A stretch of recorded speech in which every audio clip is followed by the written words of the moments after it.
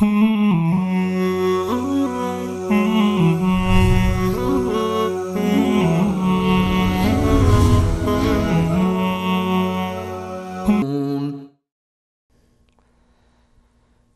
لله والصلاة والسلام على رسول الله و علی آله و صحبه و من والاه، اما بعد. السلام علیکم و رحمت الله و برکاته. بینندگان عزیز و گرامی، در خدمت شما هستم از قسمت دیگر از برنامه راهنمود سنت که در مورد تبرک صحبت کردیم و صحبت میکنیم ان شاء الله. در برنامه گذشته در مورد تبرک با آثار صالحین صحبت کردیم و گفتیم که بعضی از کسانی که معتقدند بر این که آثار صالحین تبرک جستن اشکال نداره، یک سری دلایل پیش میکنند که واقعا انسان تعجب میکند به کسانی که ادعای علم و دانش میکنند و بعد همچون شبهاتی وارد میکنند که واقعا از یک انسان عالم و انسان دانشمند و انسان عاقل بعید است. به هر صورت یکی از جمله دلایل قویی که در واقع اهل بدعت برای اثبات تبرک جستن به آثار صالحین را استدلال می کنند این است که می گویند همچنان که به رسول الله صلی الله علیه و سلم می شود تبرک جست به آثار پیامبر و به جسم مبارک رسول الله صلی الله علیه و سلم می شود تبرک جست، می شود به یک انسان صالح از لباس او، مثلا از آنچه که می پوشد و از آنچه که از بدن او مثلا جدا می شود، مثل مو، مثل لعاب دهان، مثل آب وضو و بقیه چیزها، همچنان که از رسول الله صلی الله علیه و سلم می شود تبرک جست، برای یک انسان صالح هم می شود تبرک جست. یعنی قیاس می کند. این قیاس باطل است و ما در بخش برنامه‌ای که در مورد تبرک به آثار صالحین داشتیم و در بخش اخیر تبرک جستن به آثار رسول الله صلی الله علیه و سلم به این موضوع مفصل با دلیل پرداختیم که این استدلال غلط است، بلکه این از خصوصیات رسول الله صلی الله علیه و سلم هست که نمی شود دیگران را داخل این کرد. نمی شود دیگران در تحت این قاعده‌ای که مخصوص رسول الله صلی الله علیه و سلم هست و خداوند جل جلاله این کرامت و بزرگی را به پیامبر داده که جسم پیامبر علیه السلام را مبارک قرار داده، نمی شود انسان به کسان دیگر این قیاس را کرد. بنابراین این قیاس باطل است، این قیاس بیجا است. و ما از کجا می‌دانیم؟ از اینجا که بنا به گفته امام شاطبی رحمه الله که در کتاب مفید و کتاب گوهربار خود الاعتصام میگوید، از اینجا میدانیم که بعد از فوت رسول الله صلی الله علیه و سلم بهترین خلق بعد از رسول خدا صلی الله علیه و سلم ابوبکر صدیق رضی الله عنه این کار را نکرد و صحابه از ابوبکر صدیق، از آثار ابوبکر صدیق و به ذات ابوبکر صدیق تبرک نجستند. عمر فاروق رضی الله عنه، عثمان ذوالنورین رضی الله عنه، علی رضی الله عنه و به همین ترتیب عشره مبشره و دیگر صحابه رضوان الله علیهم اجمعین از هیچ یک ثابت نیست که آنها به دیگری تبرک جسته باشند یا دیگران با آنها تبرک جسته باشند. همچون چیزی ثابت نیست. و یا این که آنها تشویق به سوی تبرک به خود کرده باشند، همچون چیزی ثابت نیست. بنابراین این دلیل کاملا ضعیف است، این دلیل کاملا باطل است و کاملا مشکل دارد از نظر عقلی و از نظر نقلی. شبهه دیگری که اهل بدعت وارد می کنند شبهه است از آیت 248 سوره مبارکه بقره. استدلال به این می کنند که می شود به آثار صالحین تبرک جست که بحثش مفصله. هر کس که میخواهد در این مورد بیشتر معلومات بگیره میتواند که به آیه 248 سوره مبارکه بقره مراجعه بکند و بحث را از نزدیک از تفاسیر ببیند. خب در این آیه اصلا وقتی که انسان آیه را تلاوت بکند و ببیند هیچ اثری از تبرک به آثار صالحین نیست. بلکه بنا به قول بعضی از مفسرین تبرک به آثار حضرت موسی علیه السلام هست. حالا کفش حضرت موسی بود، هر چی که بود که در این مورد اختلاف است میان علما، این به آثار نبی از انبیای خداست، به آثار مرد صالحی نیست. پس چرا شما چشمه ها را بسته و همچون قیاس باطل میکنید و صالحین را به درجه حضرت موسی علیه السلام میرسانید؟ ما مسلمان ها معتقدیم که هیچ بشری، هیچ انسانی به درجه انبیا علیهم السلام نمیرسه. اینها به مقام اول قرار دارند، بعد از آن انسان های دیگر هستند، بعد از آن انسان های صالح هستند. بناهن آن تبرک به آثار حضرت موسی علیه السلام بوده و بس. و این آیه 248 سوره مبارکه بقره همین موضوع را برای ما میرساند، نه چیز دیگری. و همچنین بر روایت ساختگی و دروغینی یا به حکایت دروغین استدلال می کند. این روایت دروغین حالا مفصلش را نمی گویم، ولی چون وقت برنامه ما به ما اجازه نمی دهد، فقط همین مقدار که در این روایت و حکایت دروغین آمده که حضرت امام شافعی رحمه الله، یکی از ائمه بزرگوار، به لباس حضرت امام احمد حنبل رحمه الله تبرک جستند. همچون چیزی، همچون حکایتی و همچون روایتی آمده، ولی این روایت و این حکایت کاملا اشتباه است، کاملا رد است. هم از نظر سندی مشکل دارد و هم علما و محدثین در این مورد اقوال دارند برای رد این روایت و بر رد این حکایتی که وجود داره که حضرت امام شافعی رحمه الله به لباس حضرت امام احمد اصلا و ابدا تبرک نجستن. این یک دروغ است، یک حکایت موضوعی و دروغینی هست. در مورد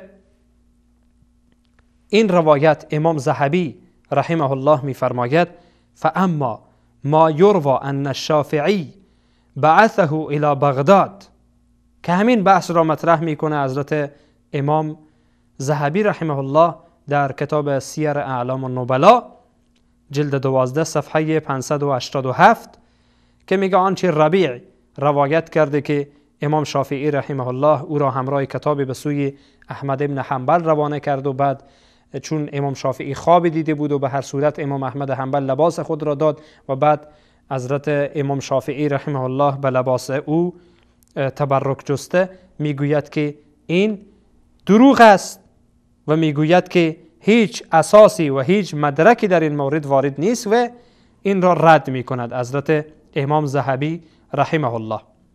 حالا به فرض این که ما این موضوع را قبول بکنیم و این موضوع را بگیم که قبول است، یعنی این روایت را بگوییم روایت قبولی هست، اما با آنچه که ما دلایلی که قبلا گفتیم در تضاد است.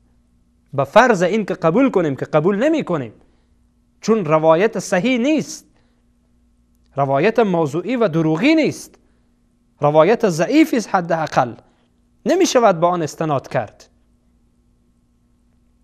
حالا به فرض این که باشه، ما دلایل قبلا بیان کردیم که این از خصوصیات پیامبر علیه السلام هست، ربطی به این موضوع ندارد و از صحابه رضوان الله علیهم اجمعین نقل کردیم که صحابه این کار را انجام ندادند و بنا به قول امام شاطبی رحمه الله صحابه در این مورد اجماع دارند، همین که صحابه این کار را انجام ندادند اجماعی بر این کار دارند. پس بناهن جایی برای ما باقی نمیماند که ما بیاییم به همچون روایات ضعیف و دروغین چنگ بزنیم و برای خود دلیل بجوییم. اصلا و ابدا چون این چیز صحیح نیست و این کاملا خلاف است و رد است. پس بناهن بینندگان عزیز و گرامی، آنچه که اهل بدعت استدلال میکنند از چند از حالت خالی نیست، یا این که دروغ میگویند، یا این که خدعه و نیرنگ میکنند، تدلیس میکنند روایات را، یا این که روایات ضعیف و دروغین به خورد شما میدهند یا اینکه برداشت آنها بسیار ضعیف هست، برداشت آنها ضعیف است، از یک موضوع دیگری را برداشت می کنند. آنچه که باید حقیقت را برداشت بکنند نخیر، بلکه باطل را به خورد شما می دهند و باطل را از آن برداشت می کنند. پس مواظب باشید. این شبهاتی است که آنها وارد می کنند و هر شبهه آنها مضحکتر و خنده‌دارتر از یکی دیگر است، چون ربطی به موضوع ندارد، ربطی اصلا به موضوع ندارد که به این موضوع بشود استدلال کرد. در اینجا این بحث را بینندگان عزیز همچنان به اتمام میرسانیم، بحث تبرک به آثار صالحین که گفتیم جواز ندارد و شبهات هم یکی دو شبهه حالا به هر صورت به خدمت بینندگان عزیز بیان گردید و رد شد. حالا اجازه بدین که میان برنامه ای از اتاق فرمان بگیریم و انشاءالله بعد از میان برنامه در ادامه برنامه به خدمت بینندگان عزیز باشیم.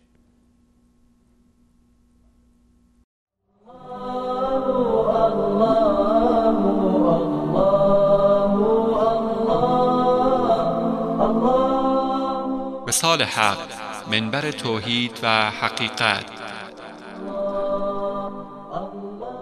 ونزعنا من كل أمة شهيدا فقلنا هاتوا برهانكم فعلموا أن الحق لله وضل عنهم ما كانوا يفترون. و از میان هر امتی گواهی بیرون می آوریم و می گوییم دلیلتان را بیاورید، آنگاه در میابند که حق با الله است و آنچه سر هم می کردند گم و نابود می شود. وصال حق، منبر توحید و حقیقت.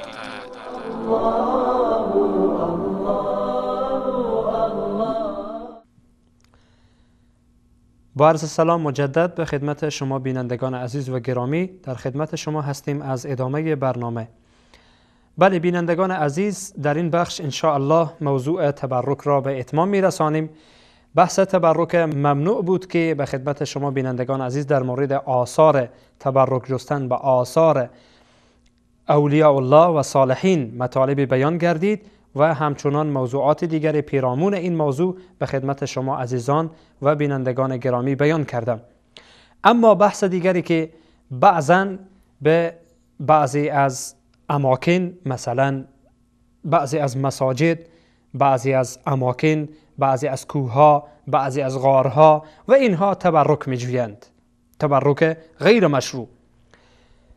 مثلا بعضی ها سفر میکنند به غیر از آن سه مسجدی که در حدیث آمده. رسول الله صلی الله علیه و سلم میفرمایند که لا تشد الرحال الا الى ثلاثه مساجد یا الا لثلاثه مساجد. حالا به هر شکلی که روایات آمده، رسول الله صلی الله علیه و سلم میفرمایند که شما به جز سه مسجد سفر برای قصد تبرک و عبادت نکنید، آنها مسجد الحرام، مسجد نبوی و مسجد الاقصی.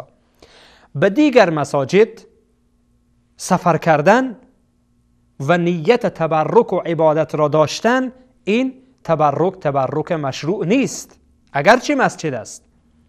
یا مسجد خاص را رفتن و در آنجا نماز خواندن به نیت تبرک، مثلا مسجد اجابه که در مدینه منوره هست، یا مسجد ابوبکر صدیق رضی الله عنه، مسجد عمر فاروق، مساجد دیگری که هستند که رسول الله صلی الله علیه و سلم به قصد عبادت و به قصد تعبد و به قصد تبرک به آنها نرفتن و عبادت نکردن و صحابه همچنین فضائل خاصی به آن ندانستند. عده‌ای میروند در آنجا و فکر میکنن که در اینجا ثواب بیشتری داره. حالا اگری که سر افتاد میشه الان نماز میخوانه اشکال نداره، ولی این که به این فکر باشه که من در اینجا نماز میخوانم برای من ثوابی میرسد و قصد تبرک داشته باشد، قصد خیر فراوانی داشته باشد نسبت به جاهای دیگر، این تبرک مشروعی نیست و تبرک است که در قرآن عظیم الشان و در احادیث رسول الله صلی الله علیه و سلم و در روش سلف صالح ما وجود ندارد. یعنی این کار را انجام ندادن. و همچنین بعضی از اماکن دیگری، مثلا بعضی از غارها مثل غار حرا، غار ثور که اکثر حجاج و معتمرین به اینجا می روند و فکر می کنند که در اینجا می شود تبرک کرد، چون می گویند که رسول الله صلی الله علیه و سلم و چنین هم هست که قرآن عظیم الشأن برای اولین مرتبه سوره مبارکه اقرا 5 آیه اول سوره مبارکه اقرا در همین جا در غار حرا نازل شده و فرو فرستاده شده. بناهن چیکار میکنن؟ میروند به غار حرا و در آنجا نماز میخوانند و عبادت میکنند و در آنجا مکانی برای نماز گذاشته شده که آنجا عبادت بکنند و نماز بخوانند.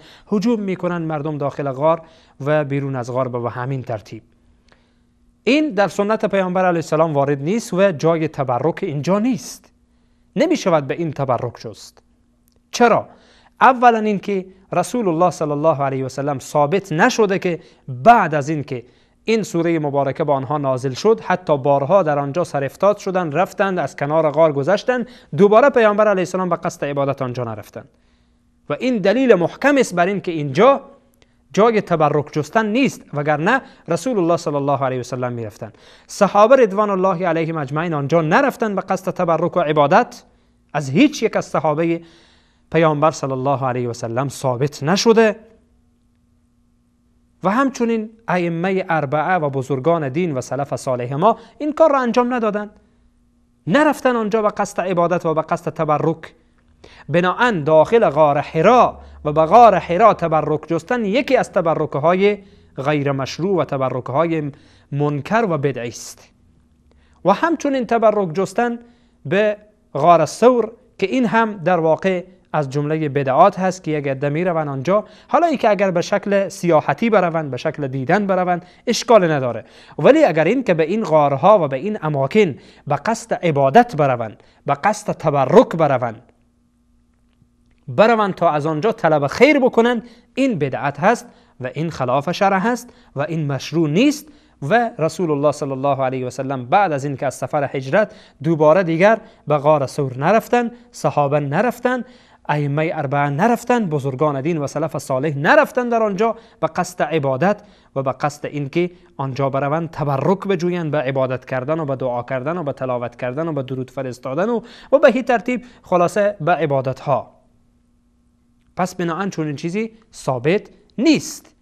و یا اینکه به کوه ها، مثلا در عرفات، به کوه عرفات در همان تپه‌ای که مشهور هست اکثر حجاج به آنها میروند، زحمت میکشند تا بالا بشوند به آن منطقه و به این کوه در واقع تقدس قائل هستند و فکر میکنند که اینجا جای مقدسی هست و می شود با آن تبرک جست، که چون این نیست. کل منطقه عرفات مقدس هست، مبارک هست. هر موقعی که، هر جایی که، هر مکانی از داخل عرفات که انسان در آنجا توقف بکند و دعا بکند و نیایش بکند دارای ثواب و دارای مرتبه هست. اما ای که منطقه خاصی را، کوی وسط عرفات یا کوی همان کوه را انسان جایگاه خاصی با آن بدهد، این چنین نیست. و بعضی کوههای دیگه مثل کوی ابی قبیس و اینها در واقع بعضی ها به آنها تبرک می جویند و آنها را محترم می شمارند و بزرگ می دارند. اینها در واقع هیچ کدام آنها در سنت پیامبر علیه السلام و در روش سلف صالح ما ثابت نیست و آنها چنین کاری انجام ندادند و به اینها تبرک نجستند. یا اینکه بعضی ها به قبور تبرک می جویند، تبرک‌های گوناگون، تبرک‌های عجیب و غریب، تبرک‌های شرکی، تبرک‌های منکر، تبرک‌های در واقع که خلاف شرع هست، خلاف سنت پیامبر علیه السلام هست، که ان شاء الله ما در بخش بدعات قبور این موضوع را، یعنی تبرک به قبور را که چگونه این تبرک ها صورت میگیرد و حکم آنها چیست، ان شاء الله به خدمت عزیزان به صورت مفصل و به صورت گسترده بحث خواهیم کرد. حالا در اینجا بحث تبرک را تمام میکنیم و ان شاء الله با موضوع دیگر، با موضوع جدید دیگر در بدعات اعتقادی در برنامه بعد به خدمت شما بینندگان عزیز قرار خواهم گرفت. حالا همه شما را به الله پاک بی همتا میسپارم. الله سبحانه و تعالی یار و مددگار همه من و شما باشد. و السلام علیکم و رحمت الله و برکاته.